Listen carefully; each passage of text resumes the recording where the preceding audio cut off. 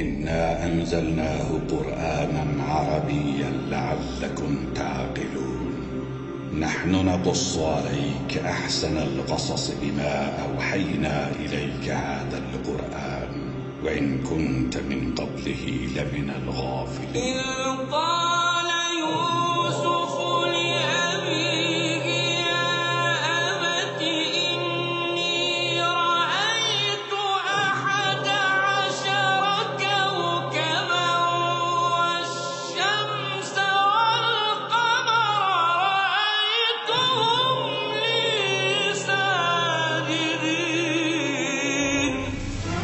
আলিফ লাম র, এগুলো হচ্ছে একটি সুস্পষ্ট গ্রন্থের আয়াত। নিঃসন্দেহে আমি একে আরবি কোরআন হিসেবে নাজিল করেছি যেন তোমরা তা অনুধাবন করতে পারো। হে নবী, আমি তোমাকে এ কোরআনের মাধ্যমে একটি সুন্দর কাহিনী শোনাতে যাচ্ছি যা আমি তোমার কাছে ওহী হিসেবে পাঠিয়েছি, অথচ তার আগ পর্যন্ত তুমি এ কাহিনী সম্পর্কে ছিলে সম্পূর্ণ বেখবর লোকদেরই একজন। এটা হচ্ছে সে সময়ের কথা যখন ইউসুফ তার পিতাকে বলল, হে আমার পিতা, আমি স্বপ্নে দেখেছি 11টা তারা, চাঁদ ও সূরজকে আমি এদের আমার প্রতি সাজদাবনত অবস্থায় দেখেছি। একথা শুনে তার পিতা বলল, হে আমার স্নেহের পুত্র, তুমি তোমার এই স্বপ্নের কথা কিন্তু তোমার ভাইদের কাছে বলে দিও না, তারা তোমার বিরুদ্ধে ষড়যন্ত্র আঁটতে শুরু করবে, কেননা শয়তান মানুষের খোলাখুলি দুশমন।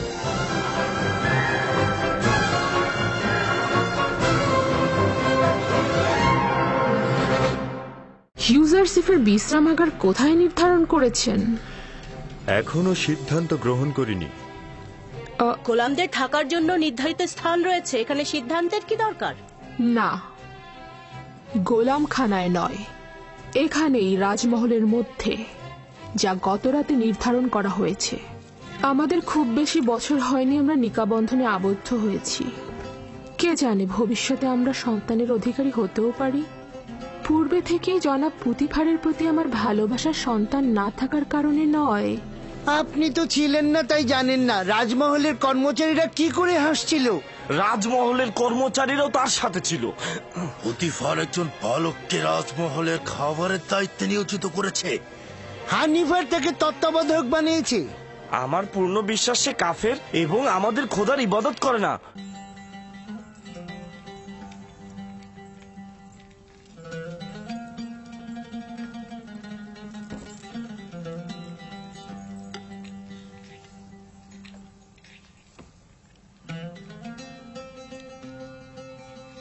বাহ, সাবাস, অতুলনীয় খাবার। খাবার খুব সুস্বাদু হয়েছে। আমাদের পুরনো বাবুর্চিরাই কিন্তু রান্না করেছে, তবে পার্থক্যটা হচ্ছে রান্নায় তাদের আন্তরিকতাটা বেড়েছে। তার মানে বোঝা যাচ্ছে যে আন্তরিকতা খাবারের স্বাদকে বৃদ্ধি করে। শুধু রান্নায় নয় বানু জুলেখা, আন্তরিকতা যে কোনো কাজেরই মান বাড়ায়। কিন্তু পূর্বে তো এই মহব্বত ও আন্তরিকতা ছিল না। পূর্বে ইউজারসিফও ছিল না আলী জনাব।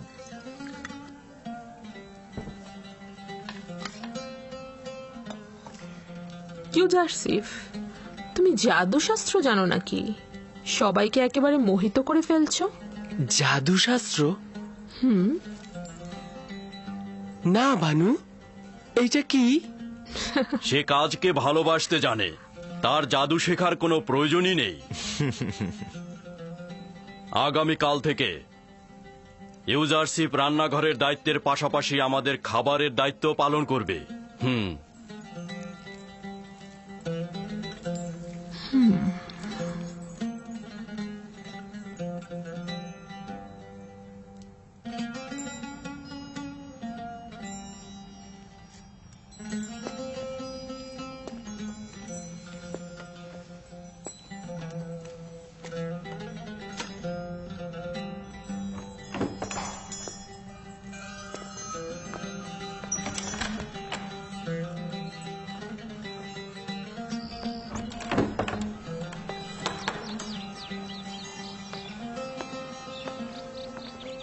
হয়েছে? দিনের পর দিন পুতিফারের এখানে গোলাম খেটে গেলাম। বছরের পর বছর তাদের সেবা যত্ন করে নিজের শক্তি অপচয় করেছি যেন পুতিফারের নজর কাটতে পারি আমি। আর এখন একজন এব্রানি বালক যে কিনা মরুভূমিতে ভেড়া চড়াতো, তাকেই পুতিফার সব দায়িত্ব দিয়ে দিল। এতে ইউজারসিফের দোষ কি? এ তো পুতিফারেরই সিদ্ধান্ত। তবে আমার মনে হয় না ইউজারসিফ এই দায়িত্ব পালন করতে পারবে। আমি এখন কি করব? আমাকে এখন মরুভূমিতে উটের দায়িত্ব দিবে, না হয় হয়তো পাথর খনিতে কাজে লাগাবে। আমি বলছি কি, তুমি ইউজারসিফের সাথে কথা বলো, হানিফারের সাথেও বলতে পারো।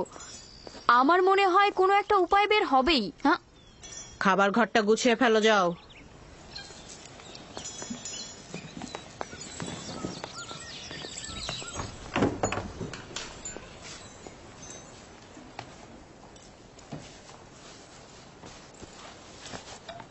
কি ওখানে ওভাবে দাঁড়িয়ে থাকবে নাকি? আমাদের একটু সাহায্য করো। এখন থেকে পুতিফারের দস্তরখানার দায়িত্ব এই ইউজারসিফের। আমার অধিকার নেই হস্তক্ষেপ করার। তুমি কি আমার উপরে রেগে আছো? মনে হচ্ছে তুমি কিছুই জানো না। তোমার কারণেই তো সব নষ্ট হয়ে গেল। হায় আফসোস, কতদিন ধরে চেষ্টা করেছি খানসামার জায়গায় পৌঁছাতে। এখন সম্ভবত ওকে কোনো শস্য খামারে পাঠানো হবে অথবা পাথরের খনিতে।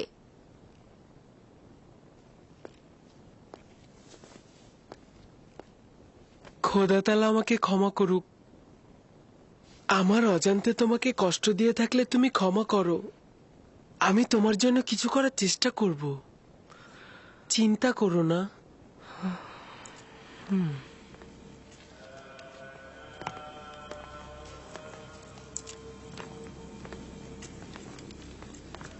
বানু জুলেখা আসছে আলী জনাব।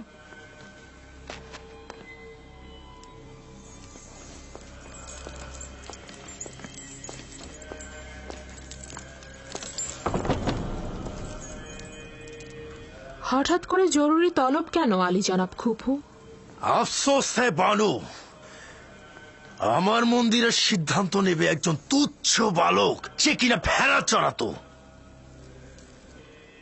আমার মনে হচ্ছে আপনার কোথাও বা ভুল হচ্ছে। এই বালকটি অপরিচিত। এই বালকের আচরণে মহান খোদার সঙ্গে দুশ্মনীর নিশানা দেখা যাচ্ছে। তাকে এই রাজমহল থেকে বিতাড়িত করুন, সেটাই ভালো হবে। ইউজারসিফ একজন বালক মাত্র, সে খোদার সাথে কি এমন দুশ্মনী করতে পারে? আমার এবং আপনার খোদা তো একজনই। সে কারণে বলছি, অভিযোগটা সত্য হলে আমার চোখ এড়াতো না। আপনি আমনের মন্দিরের একজন ইলাহি এবং পুতিফারের সহধর্মিনীও বটে। আপনার কাছে অন্যদের চাইতে প্রত্যাশাটাও অনেক বেশি। ইউজারসিফ আমাদের খোদা ও মন্দির সম্পর্কে অবগত নয়। প্রয়োজন হলে আপনি পুতিফারের সঙ্গে আলাপ করে দেখতে পারেন। ঠিক আছে।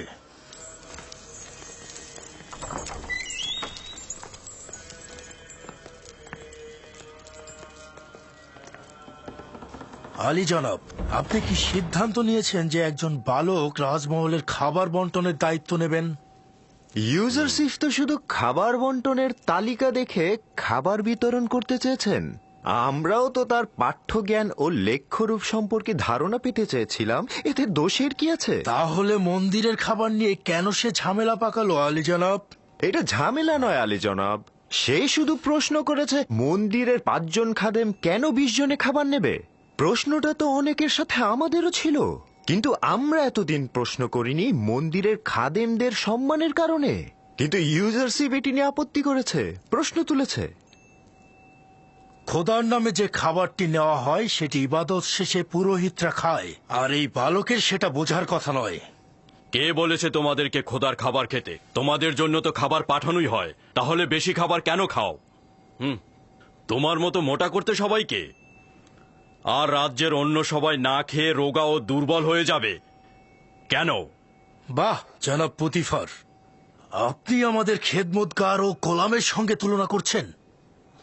আমরা আমন খোদার পুরোহিত, যিনি কিনা মিশরের খোদারও খোদা। এই রাজমহলের কর্মচারীরাও আমনের বান্দা এবং নিজেদের খোদাবান্দের খেদমতগার। পার্থক্য এই যে রাজমহলের কর্মচারীগণ নিজেদের খোদাবানদের জন্য কষ্ট সহিষ্ণু কাজ করে থাকে, কিন্তু মন্দিরের খাদেমগণ তাদের নিজেদের খোদার জন্য কিছুই করেন না,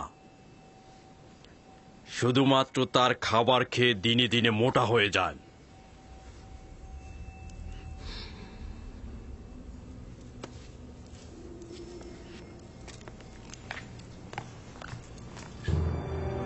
শুনুন তবে, আমি এই অবজ্ঞার সংবাদ আমন মন্দিরের মহান পুরোহিত অজ্ঞামোহরের কাছে পৌঁছে দেব।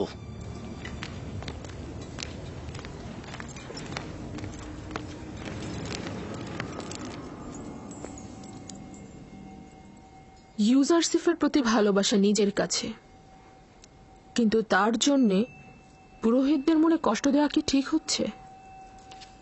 এটা ইউজারসিফের কারণে নয়, মিশরের দরবার ও আমুন মন্দিরের মতবিরোধ শত শত বছর ধরে চলছে। মন্দিরের পুরোহিতদের স্বার্থপরতা দিন দিন বেড়ে যাচ্ছে আমার বানু। আমি আপনাদের সাথে মতবিরোধ করছি না, কিন্তু আমুন মন্দিরের ইলাহি হিসেবে আমি চাইব ইউজারসিফকে এমনভাবে শিক্ষা দেওয়া হোক যাতে সে আমুনের অনুসারী হয়, যেন দুশ্মন না হয়।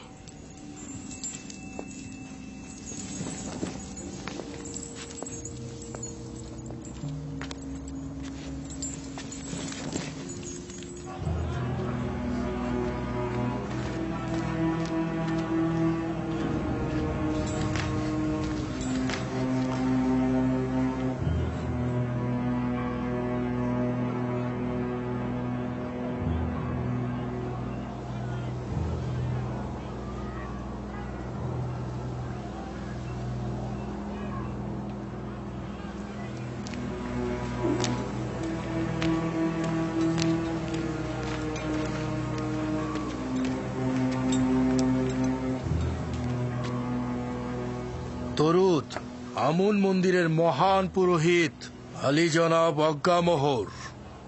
বলো কুপু, শুনছি। আমন মন্দিরের মহান পুরোহিতের কাছে একটি আর্জি নিয়ে এসেছি। আমাকে পুতিফারের রাজমহল থেকে অব্যাহতি দেওয়া হোক। কেন? কি এমন ঘটেছে সেখানে? পুতিফারের রাজমহলে আমন ও আমন মন্দিরের সকল পুরোহিতদের নিয়মিত অবজ্ঞা করা হচ্ছে আলী জনাব। সকলে কাফের, বিশেষ করে পুতিফার সবচাইতে ঈমানহীন অবস্থায় আছে আলী জনাব।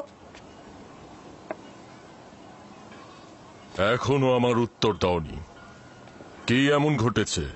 একজন ইব্রানি বালক ইউজারসিফ আমুন মন্দিরের সকল পুরোহিতদের বিপরীত চারণ করেছে, সবাইকে আমাদের বিরুদ্ধে উত্তেজিত করে তুলেছে এবং আমাদেরকে ধীরে ধীরে সকলের সামনে হাসি ঠাট্টার পাত্রে পরিণত করছে আলী জনাব।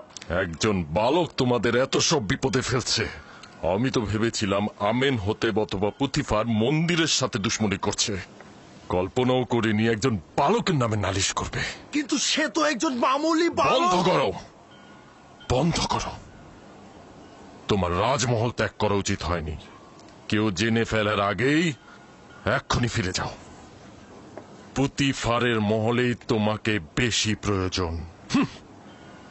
আমরা মিশরের প্রতাপশালী রাজাধিরাজ আমেন হতেবের উৎখাতের প্রতীক্ষায় আছি। আর এই সময় কিনা এক মহান পুরোহিত এক নগণ্য বালকের মোকাবেলায় পরাজিত হয়ে মাথা নিচু করে পালিয়ে এসেছে। লজ্জা করছে না তোমার? যাও, যাও এখান থেকে।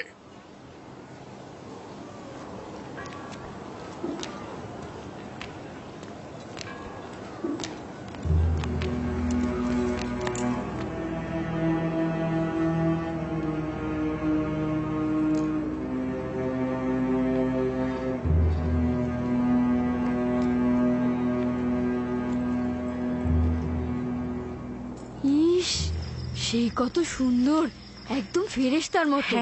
হ্যাঁ, ঠিক বলেছো।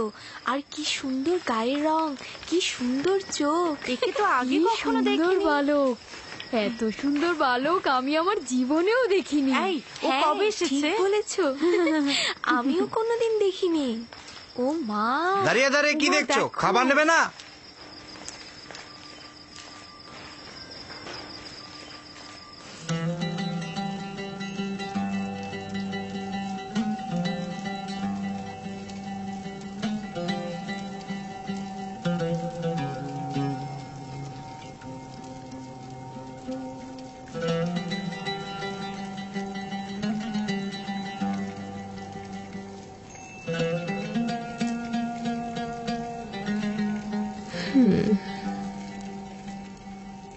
বাবা, বেশ সুসজ্জিত।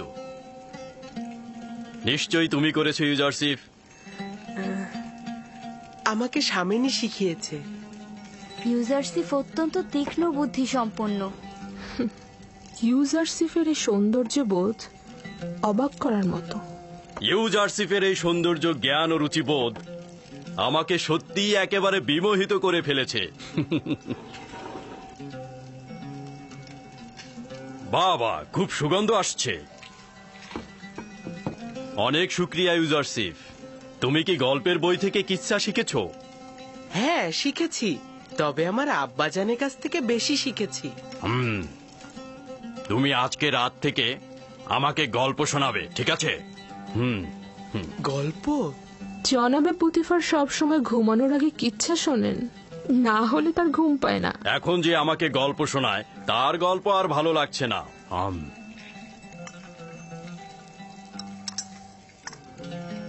কি ব্যাপার, কিছু বলছো না তো? দুঃখিত আলী জনাব। তাহলে আপনার বর্তমান কিতাব পাঠকের কি হবে? সুপার, ও ভিন্ন কোনো কাজে যোগ দেবে। আমি তো এখন তার বিপরীতেই কাজ করছি। এর জন্য সে অনেক কষ্ট পাচ্ছে আলী জনাব। এর কারণে আমারও অনেক কষ্ট হচ্ছে। আমি তাকে আর কষ্ট দিতে পারবো না। তোমার কল্পের দয়া ও মমতা আমাকে মুগ্ধ করেছে। তুমি বলতে চাচ্ছ সুপারকে আমি উত্তম কোনো পেশায় নিয়োজিত করব, এই তো? আপনি চাইলে তাদের পূর্বের চাকরি ফিরিয়ে দিতে পারেন। আমি চাই না আমার কারণে কেউ কষ্ট পাক। আমি কাউকেই কষ্ট দিতে পারবো না। চিন্তা করো না, হানিফারকে আমি বলে দেব সুপারকে যেন উত্তম কোনো কাজে নিয়োজিত করে, ঠিক আছে?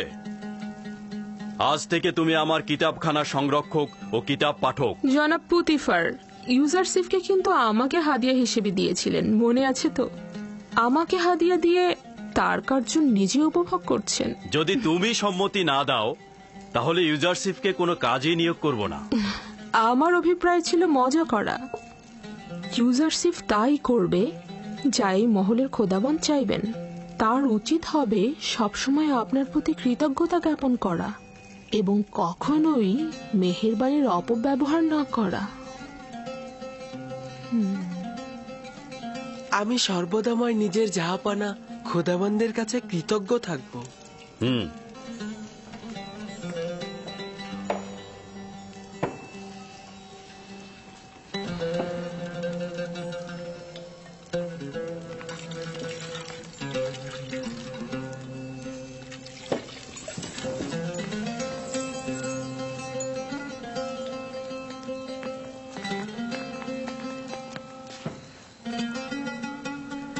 আমার সঙ্গে এসো।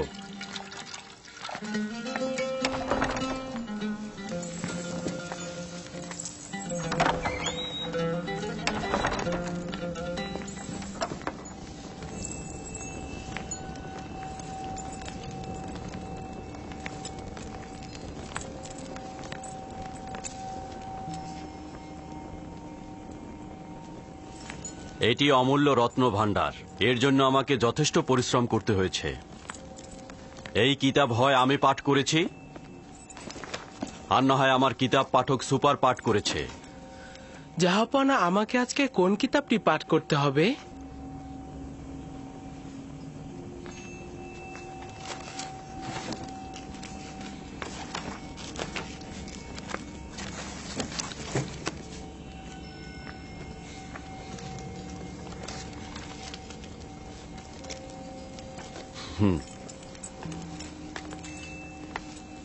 আজ রাতে এই কিতাবটি আমার জন্য পাঠ করো।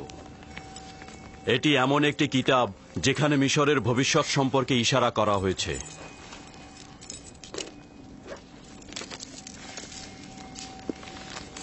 অবগত নই যে কে এই কিতাব লিখেছে, তবে অসংখ্য চিন্তার খোরাক রয়েছে এই কিতাবে।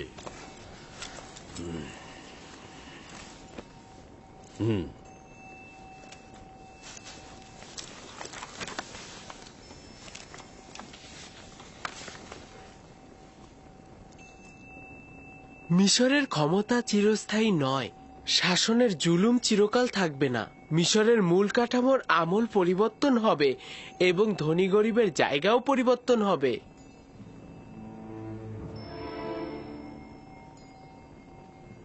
ভিন্ন ধারা প্রতিষ্ঠায় রক্তক্ষয়ী কলহ সৃষ্টি হবে। বৃত্তশালীগণ তাদের প্রাসাদ থেকে বঞ্চিত হবে। আমুন খোদা তার পূজা অর্চনা হারাবে এবং শক্তিশালী খোদা আসবে। হুকুমত জনগণের মধ্যে চলে আসবে এবং শক্তিশালী খোদার ইবাদত হবে। আমিও ধারণা করছি এই কিতাবের বাণী বাস্তব ক্ষেত্রে রূপায়িত হবে।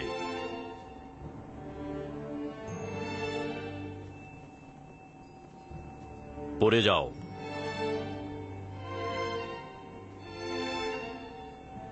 কি চিন্তা করছি ইউজারশিপ? ভাবছি আমি জ্ঞাত আছি। এই ঘটনা শুধুমাত্র এলাহির দূতই করতে পারেন। শুধুমাত্র সেই পারেন সম্পদশালী ও জুলুমকারীর ক্ষমতাকে ভোজবাজি থেকে টেনে নামাতে। তিনি পারবেন আমুনের পূজা অর্চনা বন্ধ করে তার ইবাদতের আলো ছড়িয়ে দিতে। না, আমি এটা ধারণা করছি। তোমার কথায় বোঝা যায় তোমার চিন্তা চেতনা অনেক উঁচু মানের। এগুলো কোথা থেকে জেনেছো?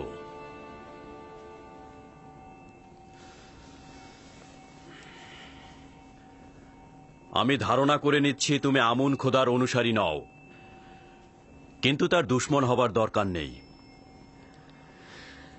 আমন শুধুমাত্র হস্তনির্ভর একটি পাথর, এছাড়া কিছু নয়। তার সঙ্গে দুশ্মনীর কি আছে?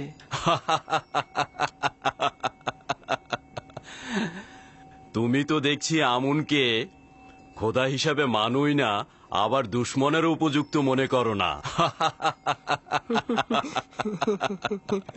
যদি মহামান্য পুরোহিত অজ্ঞামোহর তোমার কথা শোনে, তাহলে নিজেই নিজের শ্বাসনালী চেপে ধরবে।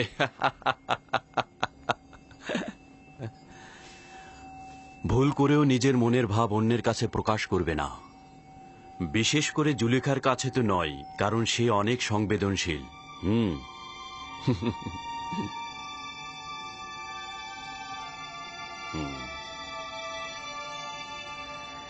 আলী জনাব, আমি জানতে পারি কি জাহাপানা কিসের অর্চনা করেন? পূর্বে সেও আমুনের পূজারী ছিলেন, কিন্তু এখন বিষয়টি গোপন রেখেছেন। তুমি আমারটাও শুনে রাখো। আমুন মন্দিরের এই পুরোহিতদের দ্বারা আমি ত্যক্ত বিরক্ত।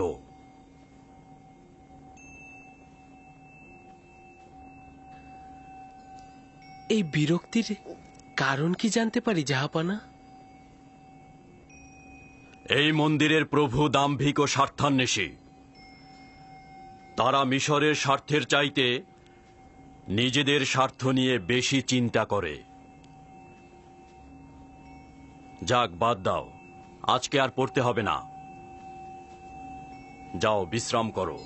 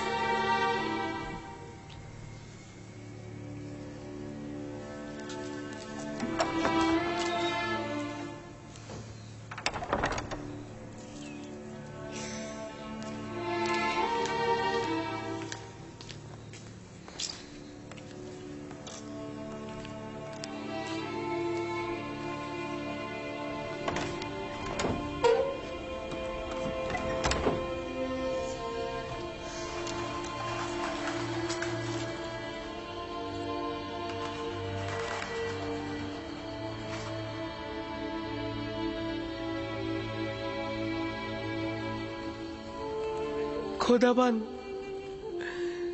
সকল বন্ধুদের জন্য শুভকামনা করছি। খোদাবান, পুতিফার, বানু জুলেখা, হানিফার ম্যানি সাবু সহ সকলকে হেদায়েত করো। খোদাবান, আমার মা জননীর রুহের মাগফিরাত কামনা করছি। খোদাবন্দের নবী ইউসুফের প্রতি দরুদ। দরুদ খোদাবন্দের বার্তাবাহক ওহির ফেরেশতা। কি করছিলে তুমি? প্রিয় আব্বাজানের কাছে পত্র লিখছি। জনাব পুতিফারের কাছে তাগাদ করব যেন এই চিঠিটা আব্বাজানকে পৌঁছে দেন। না ইউসুফ, এখনো সময় অতিক্রম হয়নি। তোমার আব্বাজানেরও এই বিচ্ছেদ সহ্য করা উচিত। ইউসুফের পরে বেনিয়ামিন হয়েছে আব্বাজানের সঙ্গী। ইয়াহুদা, এখন আমরা কি করব? তুমি তো বলেছিলে সব ঠিক হয়ে যাবে, কিন্তু এখন তো সব ভুল প্রমাণিত হলো।